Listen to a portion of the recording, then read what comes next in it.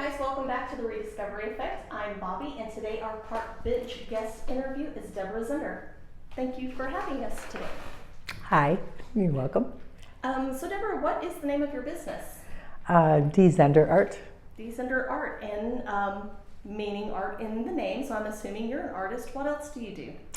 I'm a mom. I was a teacher for 25 years in Milwaukee, Wisconsin, and elementary, not art.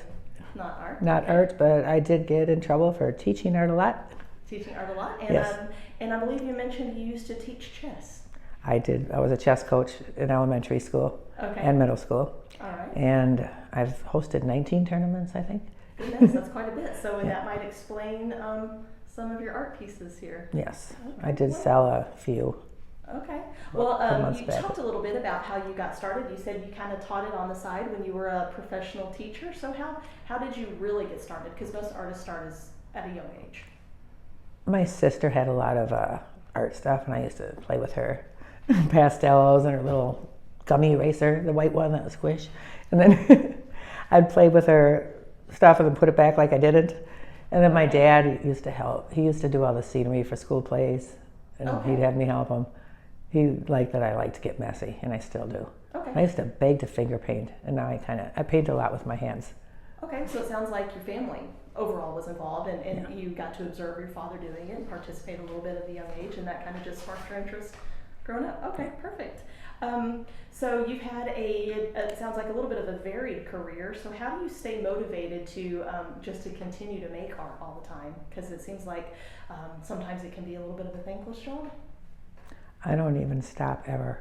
Okay, so it's just part of who you are. It is. And even when I was teaching, I incorporate art into every subject. Math, they draw a picture of the story problem, Okay, and right. we can't call them problems, actually the story. really great because students a lot of times will struggle with words in the Yes, math problem. yes. And how that visualization, I'm sure, helped a lot of people understand how to put the problem together. Yeah. So that was a brilliant idea. And I did a lot of projects, and for their books, they had to do a mural and, a little shoebox diorama or whatever they were called.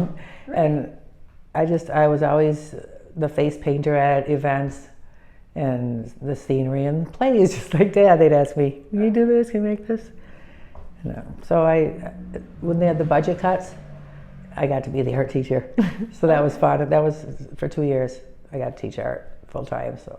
Well, that must have been a change, but an enjoyable change, as you got to really focus on what you wanted to do. Yeah. Well, that's wonderful. I'm glad you had that opportunity. So now that you are not in Wisconsin and here in San Antonio, why did you pick this location to host your gallery? I think the location picked me. Okay, so it kind of just fell into your lap, sounds like. Yeah. I don't know. I wasn't familiar with San Antonio that much, and when I looked at different places, it just seemed right. It seemed artsy. Yeah, it seemed like I'd fit in there. Okay. Yeah. So since you've been here for a little bit now, a few months now, what would you say kind of the favorite thing about this area? What would that be? Well, I was in this area 7 years ago. Well, 6.5. But I moved away from it for a while, but my studio I was here a year, and I got invited to Lonestar Space, which is across the street. Okay. And then I was there until COVID hit, and then I was at St. Henry's Church until a few months ago. I know you and I chatted a little bit off camera, especially since COVID, there's been a lot of changes going on. What are some of the things that you have seen with kind of the post-COVID changes in the downtown San Antonio area? Well, it's not as crowded, which I know I like it, but I'm sure a lot of businesses don't. Just a different crowd. The housing, Yeah. it's really sad because my friend had a taco truck on Tobias. And they bought out that whole street. We went for a little ride, and she was so sad. So, it's like that was my uncle's house. That was her neighborhood where she grew up. Even from when I was here, it's changed a lot. I like the older house. I like the charm. Yes, the charm. Well, what do you think is the most impactful or the most memorable thing any of your clientele have said to you about your artwork? The kids love it. I have tactile art, so they get to touch it. Okay. I had a little girl come in once. She was so cute. I had a tower. I did the Tower of America. I did 68 of them. And I had one that was made out of glass, just broken glass. And she came in and she's like, I really like this. I love it. I like all your towers, but I really like this, and I only have $40. And she was like 7. And I ended up selling it to her. Then I thought, she just really, I never saw her again. Well, that's unique, and I think that's very valuable, because so many times children are told, don't touch that, don't touch that, I know. don't touch that. That's all and I then hear. When they have the opportunity to actually explore something through tactile sensation, I'm sure they just become inebriated with it. I was the touchy kid. I still touch, or I know how to do it without getting caught. Yeah, well, that's how we first learn to interpret. I got it. That's what really made me want to start doing tactile art, because I was here as an adult, and it was 3D. You touch it. Right. It was a little car, and I was like, oh, and ma'am, don't touch the art. And so I thought, I'm going to make art you can touch. Okay. And it really went over well. Not so much at Lonestar, because I was sharing space and I was in the middle. So they'd go here, and then they'd come to me, and they're like, oh, yay. And then they'd go next door, and she's like, don't touch it. Right. And I understand that. But some things are made to be touched, some aren't. Yeah. And so now I separate walls. Like, I have my wall over there that's, guest artists and, friends and family wall. And then I have my touch wall, and I separate. I'll put something up high that they can't touch. Okay, that makes sense. Yeah. That's to know when to and when not to. And then I have interactive art where they can actually add to it. Oh, okay, that's unique. You don't see that a lot, so that's a unique perspective as well. It's behind there, but yeah, I have one. Okay, well maybe we'll take a look at that after camera. I can take a photo of it. So we mentioned just a little bit about COVID and how you saw some differences in the amount of people in the downtown area. So kind of tying into that, why would you, in your words, why do you think it's important for people to shop locally and support the small businesses?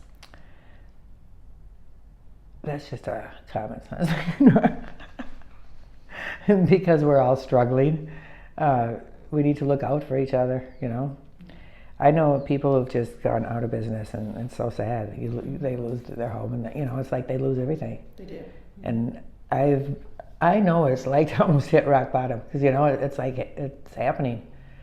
So I owed the church a lot during COVID. It's like I can't pay all the rent. I can't pay all the rent, and I caught up, but it's like it's hard. Mm-hmm. I started doing a pay what you can. Okay. And that worked pretty well. I actually got more sometimes, so than I would have charged. But people are nice that way. People are nice that way, and I think much like I mentioned to you off camera, that one of the reasons I like to do the park bench interviews is because it just highlights some of that local talent in ways that we can focus. Yes, it's easy to go on Amazon, but when you explore what you have in your community, it's really, the money stays locally, and to me it's something that I know I'm helping support that person, their family, put food on the table, pay their mortgage, not help some CEO get their 5th vacation house. Right. And that's important to me. So that's another reason I wanted to become involved. And there's a lot of talent here. Mm-hmm. There is, and we actually have a kind of a booming artist population that I've interviewed several, and more so than I thought was here, to be honest. So lastly, how is the best opportunity for the public to find you or to reach you? I am on Facebook, Debra Zender, and on Instagram, ZenderDL, and I'm on TikTok, but not much. And I'm also at 120 Lonestar Blvd, and my phone number is still a Wisconsin number. It's 414-324-7607. Okay. And for you guys watching the blog, those social media links will be attached in the text section below the video, so you can go in and find those links and follow Debra online. Saturdays I do Jell-O shots. I'm kind of known for them now, and I do for non-alcoholic as well for the kids. Okay. Because they get pretty fancy, and the kids come in like whipped cream and different colors. And so where do you do that? Is it here? It will be here. I'm known for those, and I also usually have products from other artists, not just art, but like I have soap over there, and So bath local bombs artisans and vendors. yes, and sometimes I make a face scrub. So there's always something, you know, a little gift if you're looking for something.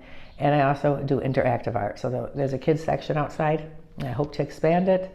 And I will be teaching classes probably in a few months. Okay. And then chess classes I have to pick up where I left off because I had some kids. Well, thank you so much for taking your time to talk with us today. Again, I'm Bobby Owens, a realtor specializing in downtown San Antonio. Please reach out if I can help you with anything to include commercial contracts. Thank you so much for watching the blog, and until next time, bye.